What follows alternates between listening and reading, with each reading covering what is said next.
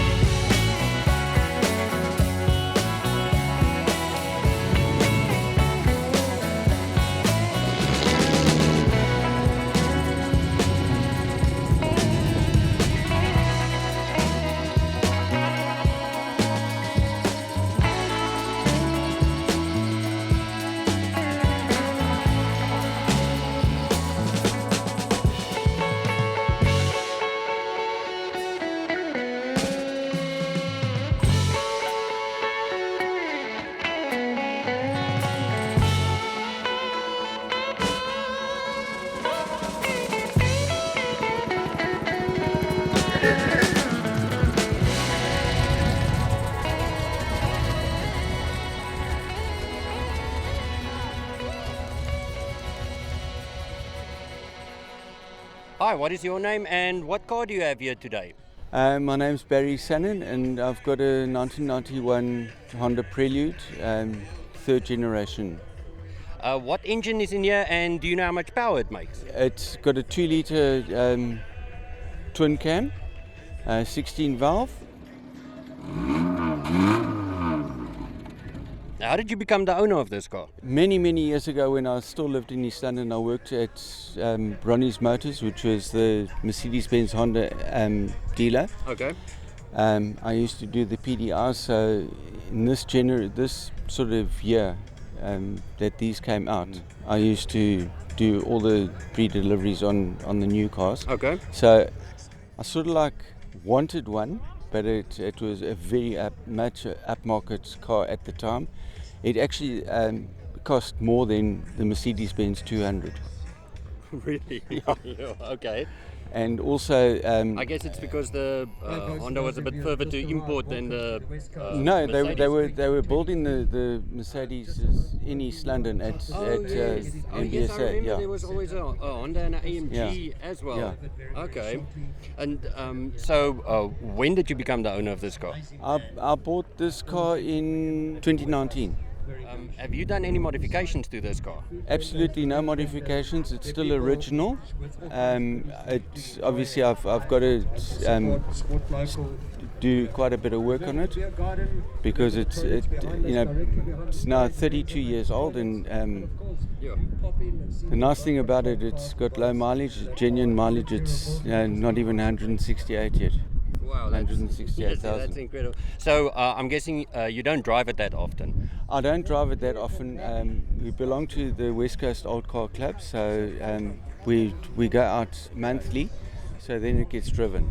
Now, I actually live in Durbanville, Okay. so most of the time I drive up, and then we normally meet in Langebaan, and then we go to different venues and things. Okay.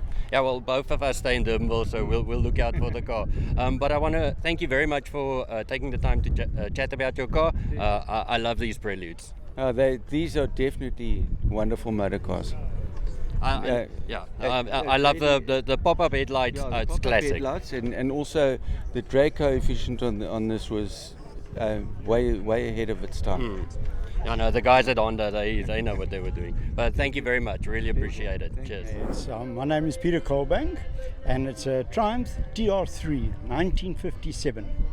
57. Yeah. Oh, beautiful car. Yeah. What engine is in here, and do you know how much power it makes?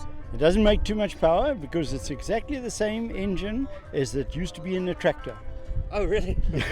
And if you know the Faljoppie, the Massey Ferguson Faljoppie, it's exactly the same engine. The same company made it, and then they put it in the sports car.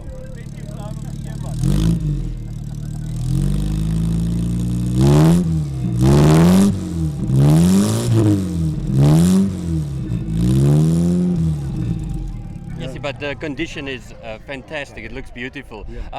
I know it is your wife's car. How did she become the owner of this car? Well, we went last year. We went to go and have a look at it, and she just about to turn 70, and then she said, "I want that car." So that was what it was, her 70th birthday present. Lucky girl. So you've only now had it for then less than... just more than 18 months or so. And do you know the story behind this car? How did it get in such beautiful condition? It was just belonged to a doctor, and in his younger days he had it, and then when he qualified, he parked it in storage. And then he went and practiced for 30 odd years, and eventually he decided in 2017 to bring it out, and he gave it to somebody to restore. And then what happened is they did very neat work on the body and so on, but the engine wasn't as good. And then what happened is we bought it and then found a few errors there, and I've just finished rebuilding the engine now. And on Friday we finished it, and it's turned for the first time on Friday. Okay. Yeah. So this is quite special to have it out here today for the first time. Yes. I hope now to use it a lot more often. So she was a bit of a garage queen. That's right. Yeah, very much so. She's actually probably spent more time in her life in the garage than she spent out on the road. She's only got 30,000 miles or something on it now. Yeah. Yes, see. Well, now we know how it's able to look at in this good condition. And in the younger days, the guys actually raced her. Oh, really? Yeah, in the historic racing in yesteryear. Okay. Yeah. Yeah, you get your passion for speed and those type of events at Killarney. Do you think you guys will ever take it there? No. Not you can have a look at, never going to go there. No. Even the dirt road is going to be out of the story. Well, I want to thank you very much for taking the time to talk about your wife's car. Yeah. I really appreciate it. Thank you very much. Thank you very much for that.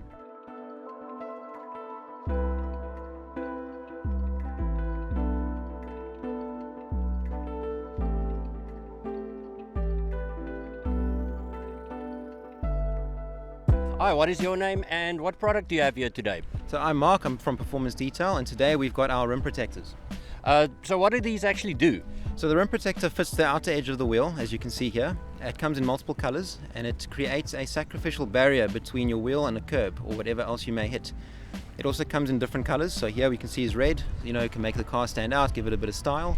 Or you can get silver or black, which is invisible. So if you want the protection but don't want it to be seen, silver or black would be your colors. Well, these look great. Do you do the installation, or can the person that buys the rim protectors do it themselves? So yes, we do installations as well. The product is a DIY kit, so you can buy it and fit it yourself as well. How long does an installation like this take? So normally it would take between 15 and 20 minutes to do a set of 4. And pricing wise, what are people looking at here? So the kit's it's a universal kit, so it'll fit up to a 22-inch wheel, and it's $8.99. Are these already available, or do people need to order these from you? So they're readily available. They can get it from our website, www.rimprotector.com. Okay, I'll put all the details of your company in the description of this video. Thank you so much, Marc, for chatting to about your product. I really appreciate it. Perfect. Thank you very much.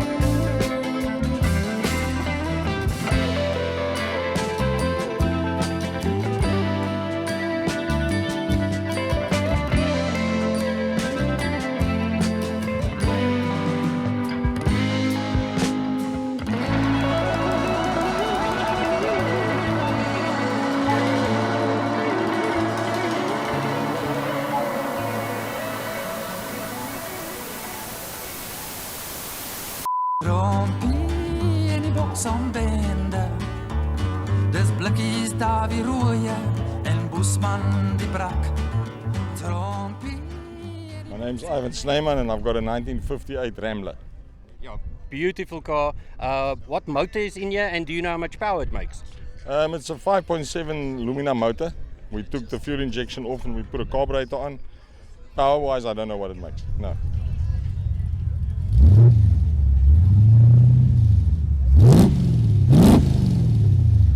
Okay, so with the new engine, it Yes. drives like a new car. Yes. What other modifications have you done to the car? Got a jack suspension in. We took the 4-door, made it a 2-door. Obviously, as you can see. We've slashed the handles, made it all remote control. Made it a Sunday driving car for the wife. So how often do you get to drive this car? It's been standing for quite a while now. We haven't driven it for about a year. Got it fixed up with small odds and ends that goes obviously with the old motor or old car like this. Had it all fixed and we try and drive it once a month. Okay. And how did you guys become the owner of this car? In 2008, I was looking for a classic. Came across this in Cape Town, old Rambler, 4-door. Bought it, took it to a friend of mine up in Joburg in Primrose, Eddie Finch, and he's actually the builder of the car. He built this car for me. So how long did it take to get the car in this condition? About 3 years. 3 years. Yes. Okay. And do you guys have a name for the car? Antoinette. Antoinette. Is that your wife's name? Yes. Well, I want to thank you very much for talking about your car. Yes, stunning car. Thank you very much. I appreciate it. My name is Pierre and it's a 79 Chevy Blazer K5. It's got a 350 Chevy, so it's a 5.7 litre V8, and I'm not too sure how much it makes, but I reckon in the region of 250 horsepower.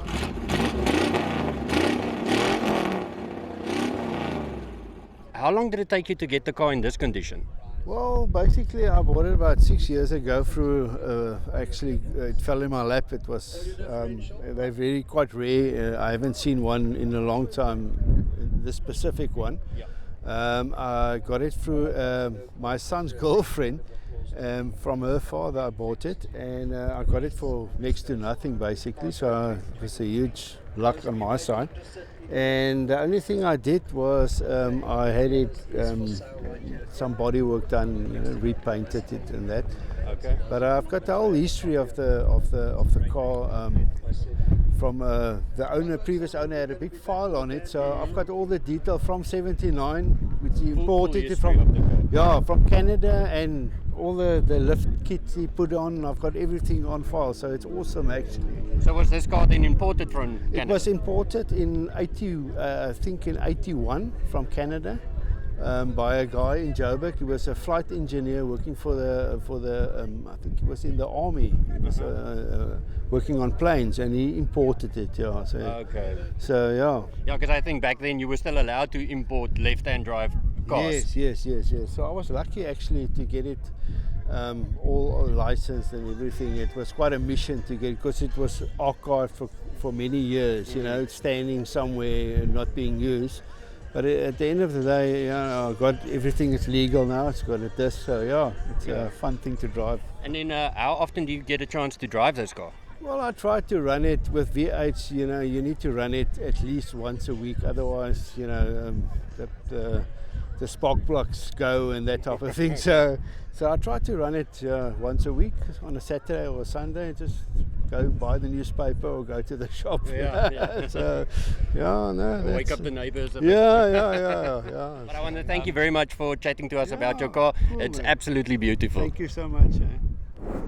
My name's Marc. I'm here from Port Owen, and I'm with a Mazda MX-5 Miata, 1994 model. It's a 1.6 16 valve motor, rear wheel drive, top drops obviously. It's becoming a bit of a classic now, and I'm glad to be able to show it today. Do you know how much power it makes? Not a hell of a lot, but it's more about the handling around the corners Exactly, than the all-round speed. So I couldn't give you a figure exactly, to be honest, but around 100 or 105 kilowatts, something like that.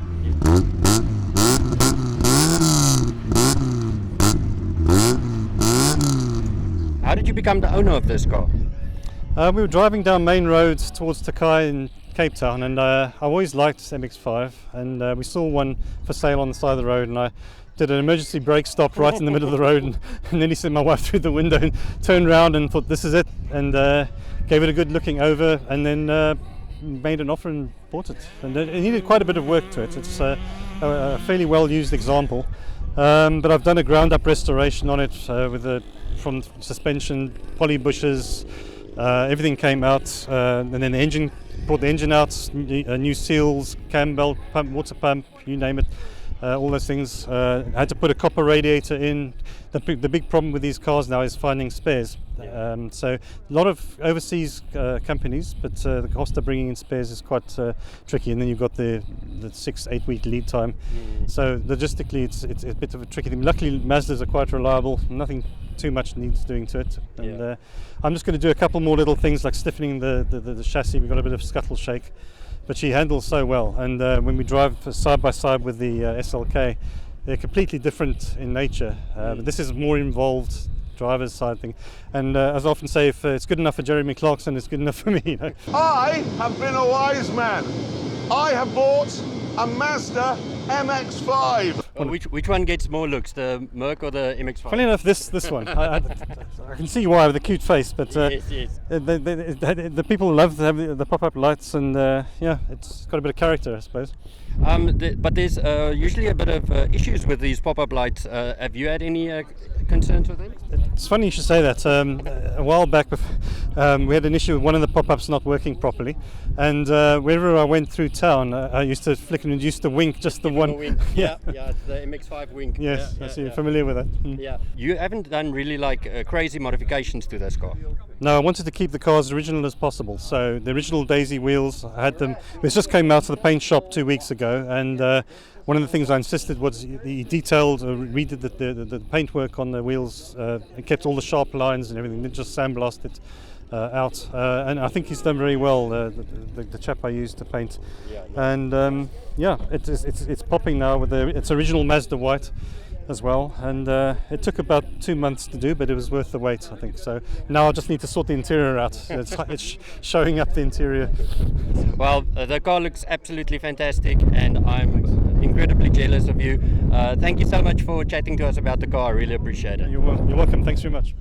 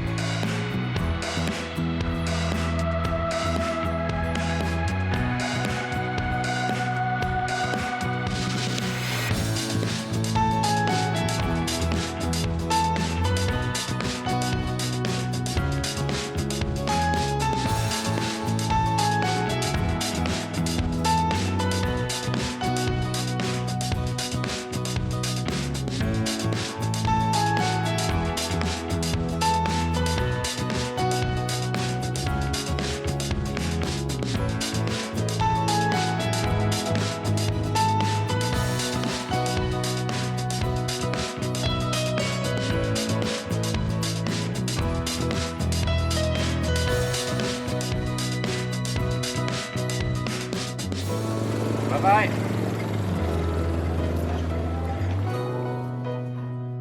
Alright everyone, that's going to do it for this video. Another successful event, well organized. I'm pretty sure I missed a lot of cars today, but I was really grateful for the people that spoke to me about their cars, found it very fascinating, and I want to thank you very much for watching. Cheers.